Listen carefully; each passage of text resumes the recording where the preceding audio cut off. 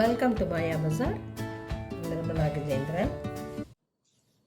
இன்றைக்கு நாம் பார்க்கும் ரெசிபி சுருள் பூரி. இதை பதிர் பேனின்னு சொல்லுவாங்க. இதில் 3 கப்பு மைதா மாவு போட்டிருக்கேன். 1 பிஞ்ச் பவுடர் சால்ட் போடுறேன். கலக்கிக்குவோம். நெய் லைட்டாக ஹீட் பண்ணியிருக்கேன்.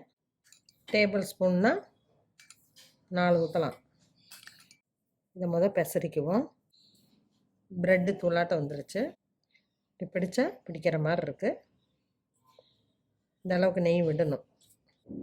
கொஞ்சம் கொஞ்சமாக தண்ணி தெளித்து பிசைவோம். இப்போ எல்லாமே சேர்ந்து வருது. எல்லாம் சேர்ந்து வர்றப்ப தண்ணி தெளிக்கிறத நிறுத்திடணும். பிசைய சாஃப்டாக வந்துடும். இப்போ நல்லா சாஃப்டாக வந்துருச்சு. துணி போட்டு ஒரு 5 மினிட்ஸ் மூடி வைப்போம். ஊறிடுச்சு. தேய்ப்போம். 3 கப்பு மாவுக்கு 1 கப்பு சர்க்கரையே போதும். இதை மிக்சியில் பவுட்ரு பண்ணி வச்சுக்குவோம். மிக்சியில் பவுட்ரு பண்ணி வச்சுக்கலாம். பவுலில் 2 டேபிள் ஸ்பூன் நெய் விடுறேன். Cornflour 2 table spoon. இதில் போட்டு நல்லா மிக்ஸ் பண்ணிக்கலாம். பத்தலைன்னா நெய் ஆட் பண்ணிக்கலாம். இப்போ தடை வர்றதுக்கு வெண்ணெய் போல் நமக்கு கிடச்சிருச்சு.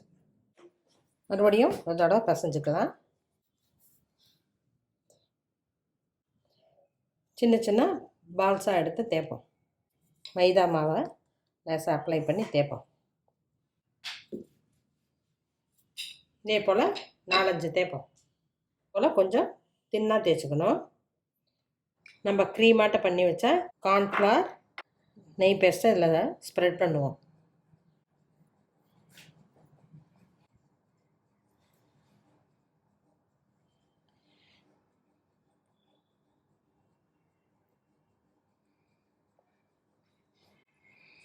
இதே போல் 5ஐயும் ஒன்று மேலே ஒன்று வைப்போம்.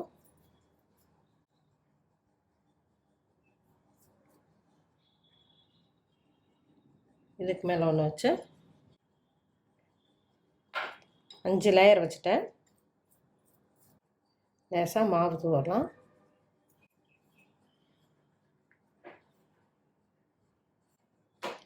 இப்போ 5ஐயும் சேர்த்து லேசாக ப்ரெஸ் பண்ணுவோம்.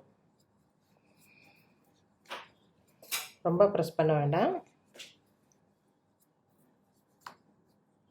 லேயர் போயிடும். இப்போ சுருட்டுவோம். லேயர் தெரியுது. நல்லா டைட்டாக சுருட்டுவோம்.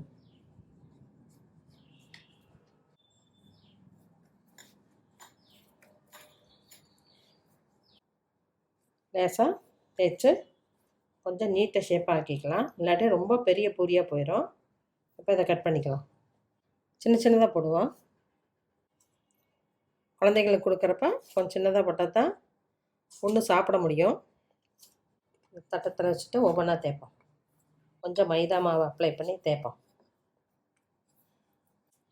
இந்த சைஸுக்கு எல்லாத்தையும் போட்டுடலாம். கடாயில் எண்ணெய் விட்டுருக்கேன். ரிஃபைண்ட் ஆயில் விட்டால் ரொம்ப நாளைக்கு வரும். கொஞ்சமாக செஞ்சு சாப்பிட்றவங்க கடலெண்ணெயே விட்டுக்கலாம். எண்ணெய் காஞ்சிருச்சு.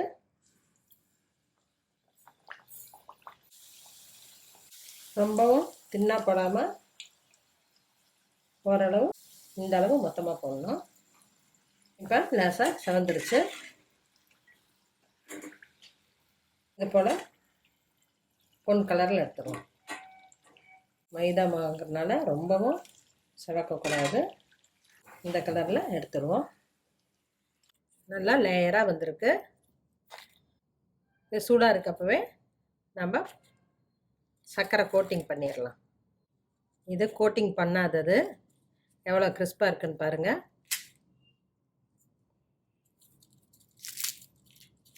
லேயராகவும் இருக்குது. பூரி சூடாக இருக்கப்பவே நம்ம இதில் பொடி பண்ண சர்க்கரை போட்டுடலாம்.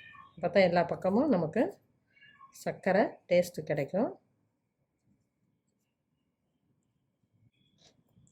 ஜீரா காய்ச்சி அதில் டிப் பண்ணியும் எடுக்கலாம். 2 மெத்தட்லேயும் பண்ணலாம். இது வந்து கொஞ்சம் கிறிஸ்பாகவே இருக்கும் ரொம்ப நாளைக்கு.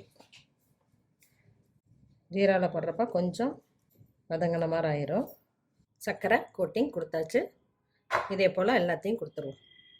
சுருள் பூரி ரெடி ஆயிடுச்சு. இதை மதிர் பேனின்னு சொல்லுவாங்க. பழைய ஸ்வீட் தான், இருந்தாலும் ரொம்ப டேஸ்டான ஸ்வீட்டாகும். செஞ்சு பாருங்கள், சாப்பிட்டு பாருங்கள். பிடிச்சிருந்தா சப்ஸ்கிரைப் பண்ணுங்கள், ஷேர் பண்ணுங்கள்.